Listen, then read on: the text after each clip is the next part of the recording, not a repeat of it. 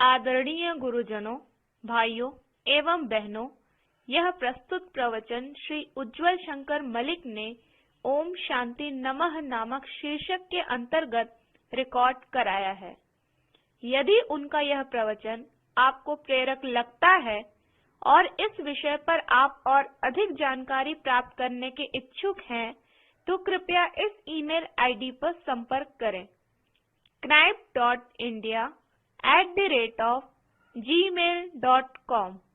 उनका mobile number है 8795357232 और 8687631318 तथा उनका पता है doctor Ujjwal Shankar Malik, care of Mayalaya के, civil line, Mirzapur, UP, India.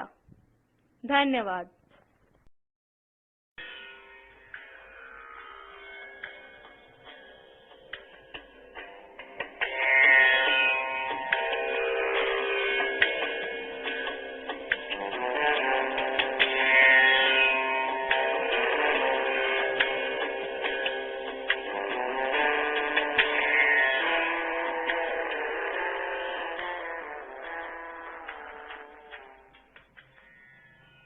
Om Shanti ही नमः।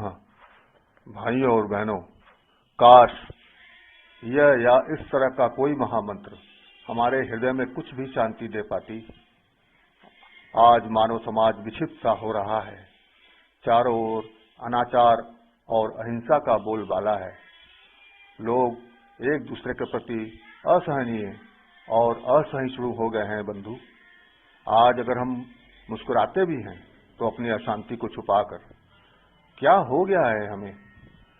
क्या इन सब का ये कारण है कि हम आज बहुत अधार्मिक हो गए हैं? नहीं, ऐसा तो नहीं लगता।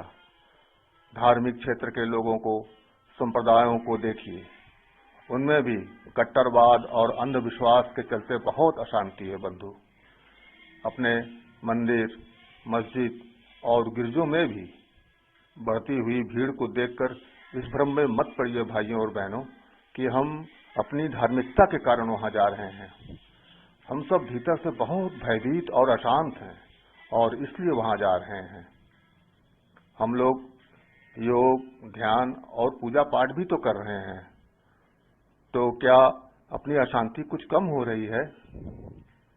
भाइयों और बहनों, हम कह सकते हैं कि अशांति के इस युग में सब ओर अशांति का ही साम्राज्य है और हम मनुष्य इस अशांति का शिकार हो चुके हैं।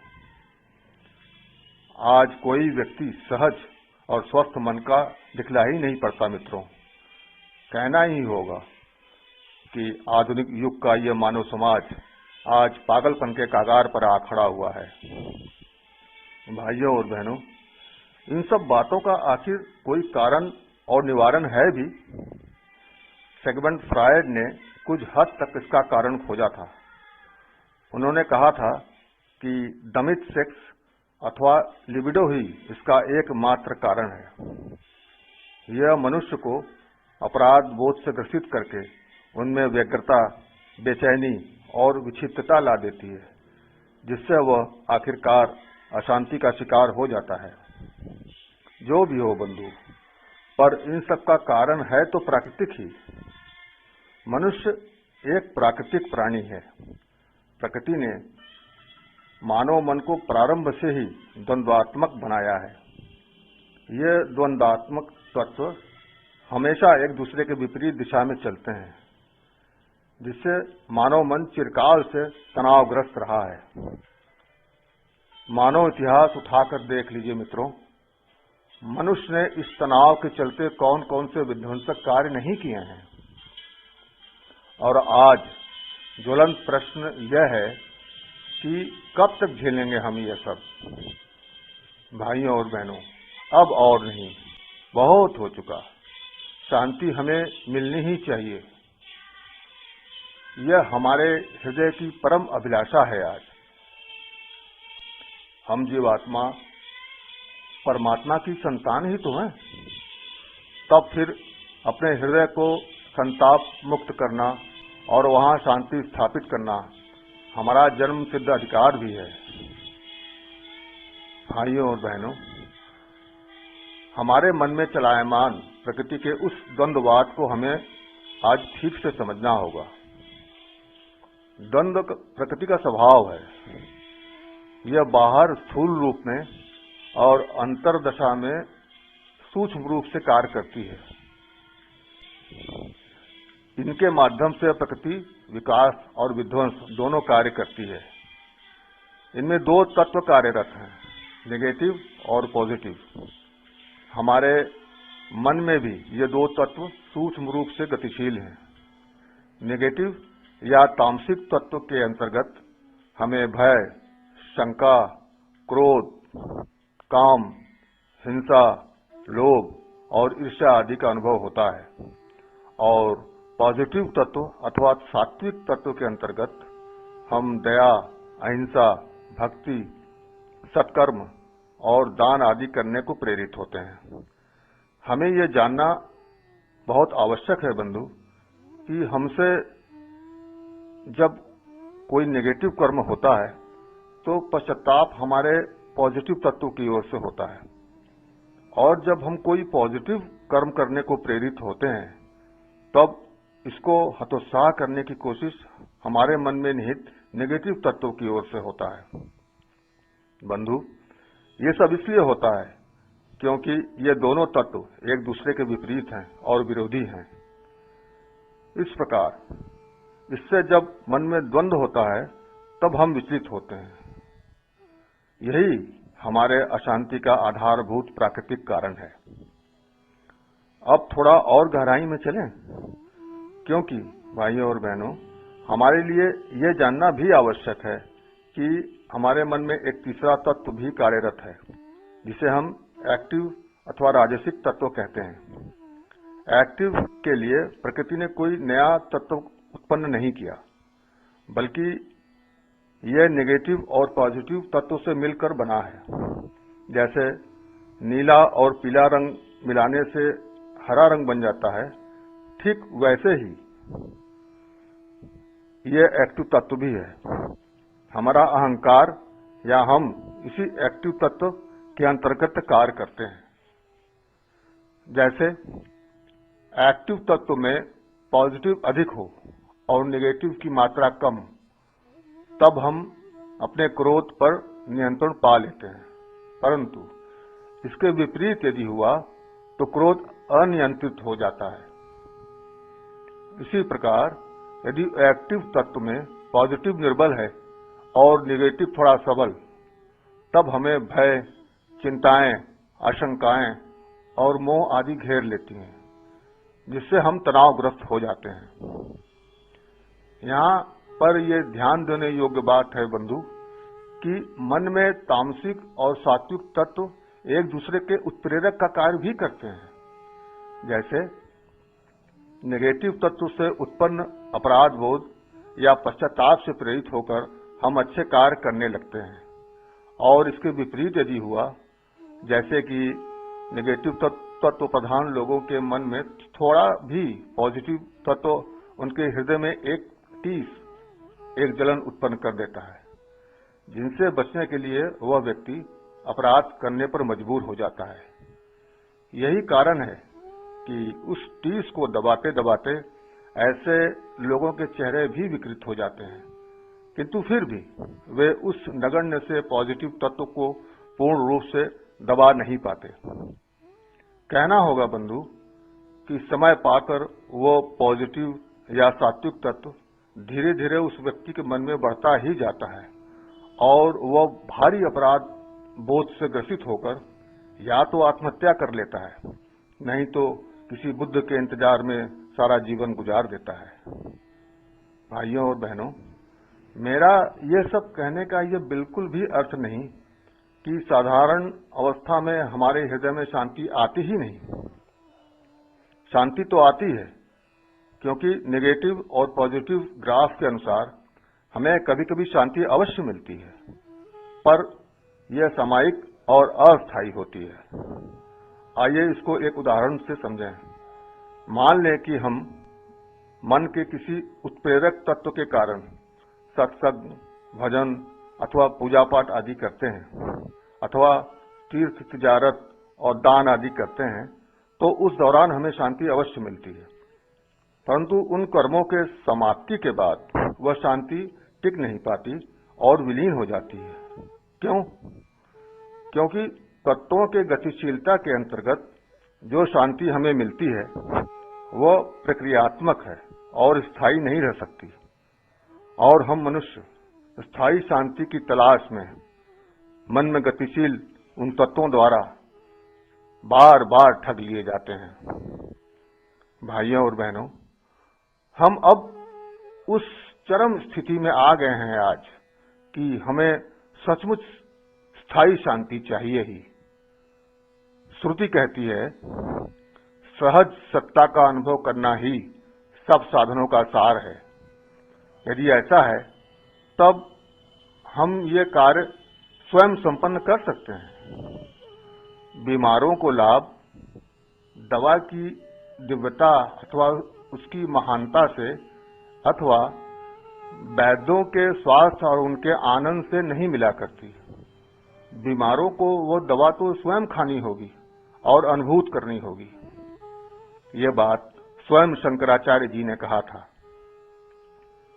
ब्रह्मर्षि वशिष्ठ जी यहाँ पर कहते हैं, आत्मा न तो केवल अनुमान से, न तर्क से, न ही आप्त वचन अथवा शास्त्रों के श्रवण से प्रत्यक्ष होता है, किंतु वह सदा सर्वदा स्वयं के अनुभव से ही प्रत्यक्ष होता है।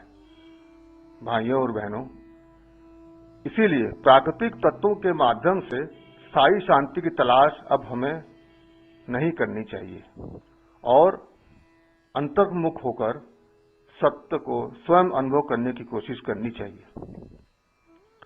भाइयों और बहनों, प्रकृति हमारी माँ भी तो है। उस माँ का भी हम जीवों के प्रति एकमात्र यही प्रयोजन है कि हम अंततः अपने वास्तविक पिता, परम पिता की ओर मुखातिब हों।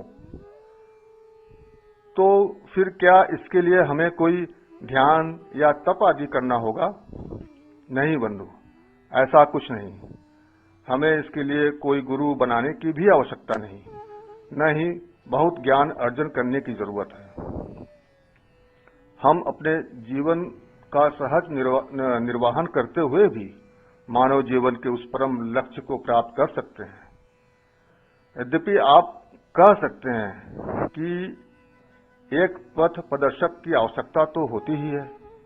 ठीक है, तो मित्रों, इस संबंध में निश्चिंत हो जाइए, क्योंकि गुरु तत्व तो सदा से निराकार होता है और परमात्मा के रूप में ये सर्वत्र कण कण में व्याप्त है और हमारी मदद करने को तत्पर है। जब हम बाहर की शांति का तलाश बंद कर देते हैं और अपनी आत्मा की ओर अभिमुख होते हैं, तब हमें शीघ्र ही पता लग जाता है कि शांति का अनवरत स्रोत तो अंदर ही था और हम व्यर्थ ही उसे बाहर खोज रहे थे। बंधु, यहाँ खोजना शब्द भी ठीक नहीं लगता, क्योंकि यह भी कर्म से संबंधित है। हमारी आत्मा तो शांति का सागर है। बस ये मैं ही हूँ, यह देख लेना होगा, यह जान लेना होगा और फिर अनुभूत कर लेना होगा। बिना प्राकृतिक तत्वों की ये अनुभूति स्थायी होती है, जो फिर हमें छोड़कर कभी नहीं जाती। बंधु, भाइयों और बहनों, जब हम नेगेटिव, पॉजिटिव एवं एक्टिव तत्वों अथवा उनके विचारों, गुणों और अहंकार के साथ शांति की खोज करते हैं, तब हम सिर्फ एक जीव होते हैं और यह जीव संसार में कुछ भी करे, परंतु परोक्ष या अपरोक्ष रूप से उसे शांति ही चाहिए होती है। मतलब यह कि उसके हर कर्म का उद्देश्य सिर्फ थोड़ी सी शांति ही पाना होता है। परंतु बंधु, जब हम शांति के लिए सीधे अपनी आत्मा की ओर अभिमुख होते हैं, तब चाहे हम कितने भी नेगेटिव, पॉजिटिव और एक्टिव तत्वों से या उनके विचारों से घिरे हों, हम परमात्मा की निगाहों में आ ही जाते हैं। और सच जानो भाइयों और बहनों, तब हमारा वह परम मित्र बहुत प्रसन्न होता है। वेद कहता है, वृक्ष रूपी इस हमारे शरीर के घोंसले में परमात्मा एक पक्षी के रूप में बैठा हुआ चिरकाल से जीव रूपी अपने परम मित्र की प्रतीक्षा कर रहा है। पर अभी तक वह जीव रूपी पक्षी क्या कर रहा है? वह आनंद की तलाश में कभी इस डाल का फल, कभी उस डाल के फूलों को चख रहा था। कभी शरद में तो कभी बसंत में उसके आनंद का खोज जारी था। परंतु इसके विपरीत कभी कभी उसे आंधी, तूफान और पतझड़ आदि का भी सामना करना होता था। वह पक्षी भी कभी कभी बहुत हैरान होता था भाइयों और बहनों कि इतने अथक प्रयास के बाद भी उसे स्थायी शांति और आनंद मिल क्यों नहीं रही। परंतु उधर उसका वो परम मित्र उसी के घोंसले में बैठा हुआ मंद मंद मुस्कुराते हुए उसे बस निहारता रहता है। और जब कभी उसका वो भटका हुआ मित्र अपने घोंसले के करीब होता है तो उसका परम मित्र उससे हर बार ये कहता है, आ जाओ दोस्त अपने घोंसले में, सब कुछ तो है तुम्हारे पास, क्यों ये सब बाहर खोज रहे हो? आ जाओ अब, देखो मैं तुम्हारा कब से प्रतीक्षा कर रहा हूं। देखो मित्र, तुम बहुत थक गए हो, छोड़ दो अब ये सारा प्रयास और आ जाओ शांति और आनंद से बने अपने इस घोंसले में। भाइयों और बहनों, उपनिषद की यह उक्ति कितनी सरलता से हमारे और परमात्मा के बीच के संबंधों को बयान कर देती है। हम अपने हृदय में स्थित उस घोंसले के थोड़ा करीब बैठकर तो देखें कभी, हमें शांति और आनंद के ठंडे झोंके मिलने शुरू हो जाते हैं। इन्हीं ठंडे झोंकों में हम अपने उस परम मित्र की पुकार भी सुन पाते हैं। परंतु आप यहाँ पूछ सकते हैं कि मन में त्रिगुणात्मक तत्वों अथवा विभिन्न विचारों के झंझावातों के मध्य कैसे हम हृदय के उस घोंसले के करीब भी पहुंच पाएंगे? तो इस संबंध में गुरुजन कहते हैं कि इससे सरल कार्य दुनिया में तो और कोई दूसरा हो ही नहीं सकता। बस हमें शांति पाने के अपने सारे शारीरिक मानसिक प्रयासों को छोड़ देने होंगे, यानी ज्ञान, बुद्धि और अहंकार का उपयोग नहीं करना होगा। तब फिर हुआ ना ये सबसे सरल कार्य, एक पेंसिल उठाने से भी ज्यादा सरल, क्योंकि इस छोटे से कार्य में भी अहंकार की आवश्यकता होती है। और भाइयों और बहनों, आपको ये जानकर आश्चर्य होगा कि छोटे छोटे बच्चे भी ये कार्य बहुत सहज ढंग से कर ले जाते हैं। क्या आपने किसी बच्चे को मन, बुद्धि और अहंकार का उपयोग करते अथवा भूत और भविष्य की बातें करते हुए सुना? वो हमेशा वर्तमान में रहते हैं और यही कारण है कि वे आनंद के साम्राज्य में हमेशा बने रहते हैं। भाइयों और बहनों, प्लीज याद करिए ना अपना बचपन। आपको उस समय का आनंद और सुकून और मस्ती भरी जिंदगी आज भी याद आ जाएगी। हमें यहाँ पर यह ध्यान देना होगा मित्रों कि शांति के लिए तनिक भी प्रयास से मन में नेगेटिव पॉजिटिव तत्व सक्रिय हो जाते हैं। मन में अनवरत बहने वाले ये तत्व नदी में बहने वाले कूड़ा करकट की तरह हैं, जिन्हें किनारे बैठकर ही देखा जा सकता है। यदि हम मन के नदी में उतरकर उनकी सफाई करने बैठें, जैसा कि हम करते हैं, तब हम मन की गंगा की सफाई कभी नहीं कर पाएंगे, बल्कि उनमें बहने वाली गंदगी से संलिप्त होकर उन्हीं के साथ बह जाएंगे। भाइयों और बहनों, उपनिषद भी कहता है कि हमारा मन एक बहती हुई नदी के समान है। मन रूपी इस नदी के किनारे स्थित होकर जब हम उनका अवलोकन करते हैं तो उसमें बहने वाली गंदगी हमें स्पर्श नहीं करती और प्रवाह के साथ स्वतः चली जाती है। इसी प्रकार हम मन रूपी गंगा के किनारे तभी स्थित हो पाते हैं जब हम अपने सांसारिक ज्ञान, बुद्धि और अहंकार जो मन में बह रहे हैं का स्पर्श न करें। अब यहाँ यह स्पष्ट होना आवश्यक है मित्रों कि यह जीव आखिर है क्या। यह जीव पंच तत्व तथा मन, बुद्धि और अहंकार, इन 8 तत्वों से बने जिस शरीर में वह रहता है, गीता कहती है वह पुर्यस्तक नामक रोबोट है। इससे बाहर कैसे हुआ जाए?